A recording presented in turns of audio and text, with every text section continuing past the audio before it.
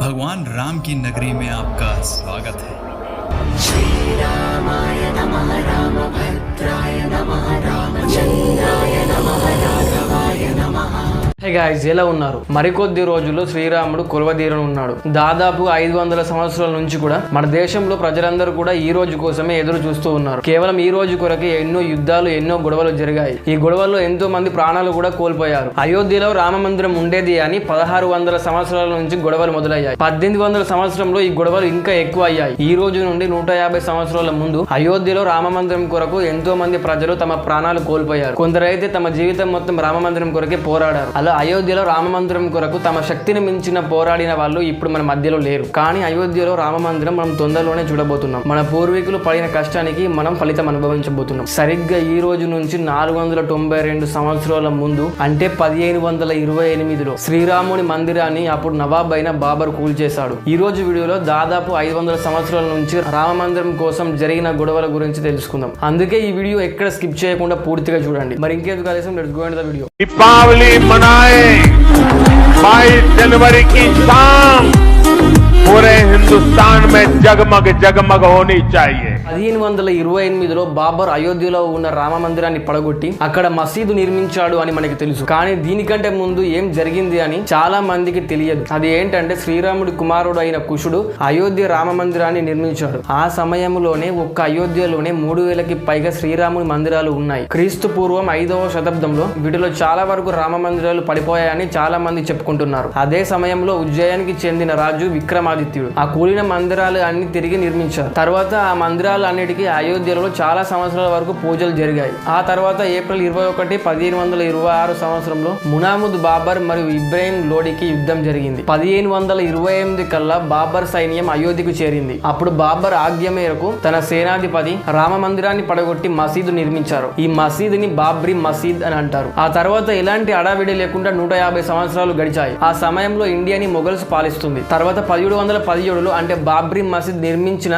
190 సంవత్సరాల తర్వాత జైపూర్ కి రాజైన రాజా జైసింగ్ మసీదుకి చుట్టుపక్కల ప్రదేశాన్ని సొంతం చేసుకోవాలని ప్రయత్నం చేశారు. హిందువులకి ఆ ప్రదేశం ఎంత విలువైందో అని రాజా జైసింగ్ కి బాగా తెలుసు. అందుకని జైసింగ్ మొఘల్స్ తో తన రిలేషన్స్ పెంచుకున్నారు. కానీ తన ప్రయత్నం ఫలించలేదు. జైసింగ్ ఇందువల్ల పూజ చేసుకునేందుకు మసీద్ దగ్గర ఒక చిన్న రామ మందిరాన్ని నిర్మించారు. ఫ్రెంచ్ ఫస్ట్ జోసెఫ్ 1788లో ఎటువంటి ఆధారాలు ఇవ్వకుండానే బాబ్రీ మసీద్ అయోధ్య రాముని జన్మస్థానానికి సమీపంలో ఉన్నట్లు సూచించారు. ఆ సమయంలో ముస్లింలు మసీదు లోపల నమాజు చేసుకునేవారు. బయట హిందువులు రామ మందిరంలో పూజ చేసుకునేవారు. అయితే అయోధ్య రామ మందిరాన్ని పడగొట్టిన 250 సంవత్సరాల తర్వాత కూడా హిందువుల విషయాన్ని మర్చిపోలేరు. ఒకప్పుడు అయోధ్యలో శ్రీరాముని మందిరాలు కొన్ని వేల కొద్ది ఉండేవి. కానీ శ్రీరాముడు జన్మస్థలం దగ్గర ఉన్న మందిరాన్ని పడగొట్టి మసీదు నిర్మించిన విషయాన్ని హిందువులు ఇంకా మర్చిపోలేకపోతున్నారు. ఆ తర్వాత 1838లో బ్రిటిష్ సర్వేయర్ ముంతోమేరీ మ్యాటింగ్ ఒక రిపోర్ట్ ఇచ్చాడు. మసీద్ యొక్క పిల్లర్లు మందిరం నుంచే తీసుకున్నారు అని ఆ రిపోర్ట్ లో ఉంది. ఈ రిపోర్ట్ బయటకు వచ్చిన తర్వాత చాలా హంగామా జరిగింది. ఈ విషయం అందరికి తెలిసాక మసీదు ప్రాంతంలో నమాజు జరగడంతో పాటు పూజలు కూడా జరిగాయి. ఆ తర్వాత 1855 వరకు హిందూ ముస్లింలు ఒకే చోట పూజలు మరియు నమాజులు చేసుకునేవారు. 1855 తర్వాత మసీదు లోపలికి ప్రవేశించడానికి ముస్లింలకి అనుమతి లభించింది. కానీ హిందువులకు మాత్రం అనుమతి లభించలేదు. ఆ తర్వాత హిందువులు మసీదు నుంచి 150 అడుగుల దూరంలో ఉన్న చిన్న రాముడు వేదిక దగ్గర పూజ చేయడం ప్రారంభించారు. తర్వాత 1885లో అంటే ఈ రోజు నుంచి దాదాపుగా 138 సంవత్సరాల క్రితం ఈ జరిగిన సంఘటనలు కోర్టుకు చేరాయి. అప్పుడు మహానట్ రాజ్బీర్ దాస్ రాముడు వేదికపై పందిరి వేయించడానికి ఆర్జీ పెట్టారు. న్యాయస్థానం ఆ ఆర్జీని కొట్టేసింది. అంటే రామ మందిరం కోసం ఎప్పటి నుంచి గొడవలు జరుగుతున్నాయని ఈ విషయంలో మీకు అర్థమవుతున్నారు. తర్వాత 1934లో అయోధ్యలో మళ్లీ గొడవలు స్టార్ట్ అయ్యాయి.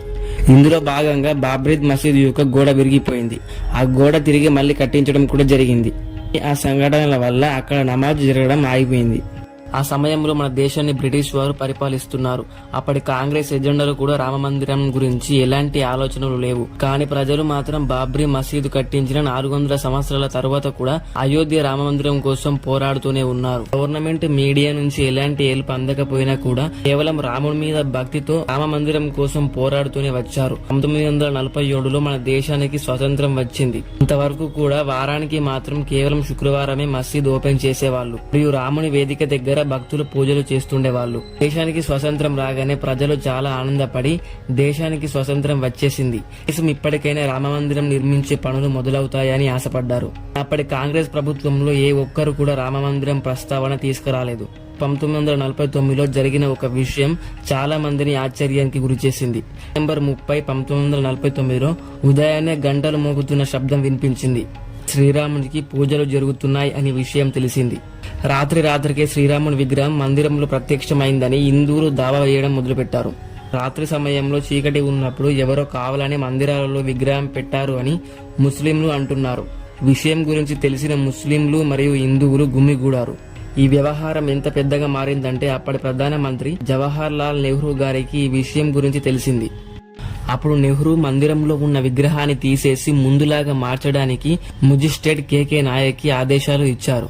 అప్పుడు కేకే నాయక్ ఒకవేళ విగ్రహాన్ని తొలగిస్తే అక్కడ జనం కంట్రోల్ తప్పుతారు, అయినా ఒక్కసారి ప్రతిష్ఠించిన విగ్రహాన్ని తీసేయడానికి ఏ ఒక్క పూజారి కూడా రారు అని చెప్పారు. ఆ తర్వాత రోజు కేకే నాయక్ కి ఆదేశం వచ్చింది, అప్పుడు కూడా నిరాకరించాడు. కేకే నాయక్ కి విగ్రహాన్ని తీసేయడానికి బదులుగా ఒక లాటిస్ గేట్ పెడదామని నెహ్రూకి సలహా ఇచ్చాడు. కానీ నెహ్రూ మాత్రం ఆ సలహాను పట్టించుకోలేదు.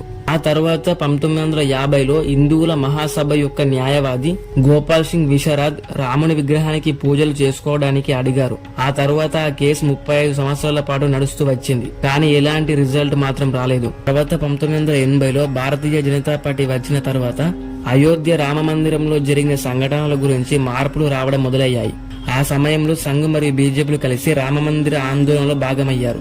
1984లో ఢిల్లీలో ఉన్న విజ్ఞాన్ భవన్ లో ఒక కార్యక్రమం చేసి సీతామది నుంచి అయోధ్య వరకు రథయాత్ర చేయాలి అని ప్లాన్ చేశారు. కానీ 1984లో ఇందిరాగాంధీ గారి హత్య జరగడంతో ఆ కార్యక్రమం జరగలేదు. అయితే 1986లో అయోధ్య రామమందిర ఆందోళనలో పూర్తి దశ మారిపోయింది. పబాను కేసులో సుప్రీంకోర్టులో పబాను తన భర్తకు విడాకులు ఇవ్వడానికి ఒప్పుకున్నా సరే చాలా మంది ముస్లింలు అందుకు ఒప్పుకోలేదు. సుప్రీంకోర్టు నిర్ణయాన్ని వ్యతిరేకించడం మొదలుపెట్టారు.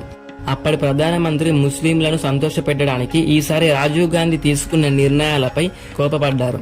అప్పుడు రాజీవ్ గాంధీ హిందువులను సంతోషపెట్టడానికి మూసి ఉన్న బాబ్రీ మసీదును తెరిచి పూజలు చేసుకోమన్నారు. రాజీవ్ గాంధీ తీసుకున్న నిర్ణయం ముస్లింలకు నచ్చలేదు. దాంతో ఫిబ్రవరి 6, 1986లో ముస్లిం లీడర్ అందరూ కలిసి బాబ్రీ మసీద్ యాక్షన్ కమ్యూనిటీని ప్రారంభించారు. ఆ తర్వాత సంవత్సరంలో లాల్ కృష్ణ అద్వానీ సామనాథ్ నుంచి అయోధ్య వరకు 10,000 కిలోమీటర్ల రథయాత్ర నిర్వహించారు. రథయాత్ర సమయంలో బీహార్ లో ఉన్న సమీస్తీపూర్ లో అద్వానీని అరెస్టు చేశారు.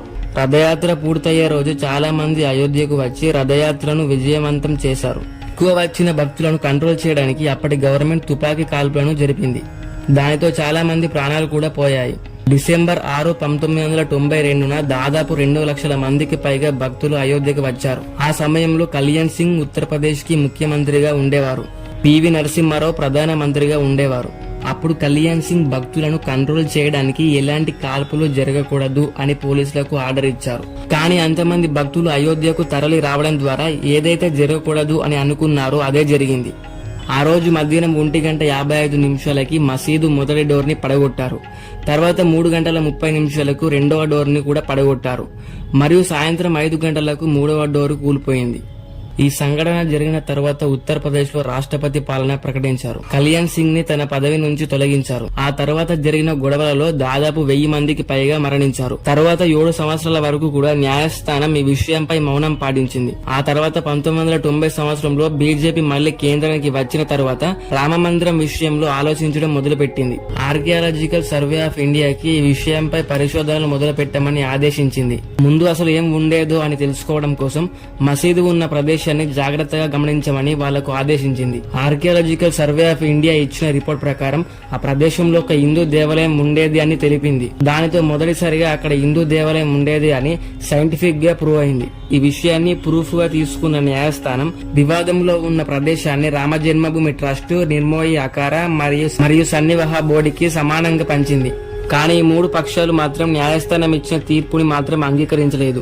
ఆ తర్వాత 2011లో ఈ వ్యవహారం సుప్రీంకోర్టుకి వెళ్లింది. అక్కడ కూడా 7 సంవత్సరాల వరకు ఈ విషయంలో ఎలాంటి తీర్పు లభించలేదు. ఒక మీడియేషన్ ప్లాన్ ని పెట్టి మ్యూచువల్ కన్సర్న్ ద్వారా వ్యవహారాన్ని పరీక్షించడానికి ప్రయత్నించారు. అప్పుడు కూడా ఎలాంటి ఫలితం ఉండకపోవడం కూడా సుప్రీంకోర్టు ఆ సంఘటనలకు సంబంధించిన డాక్యుమెంట్స్ అన్నిటినీ ఇంగ్లీష్ లోకి ట్రాన్స్లేట్ చేయడానికి ఆదేశించింది. తర్వాత ఆగస్టు 2019లో ఈ సంఘటనలకు చెందిన అన్ని పక్షాలకు తీర్పు లభించింది. అదే సంవత్సరం నవంబర్లో వివాదంలో ఉన్న ప్రదేశం రామ మందిరానికి చెందుతుందని సుప్రీంకోర్టు తీర్పుని ప్రకటించింది.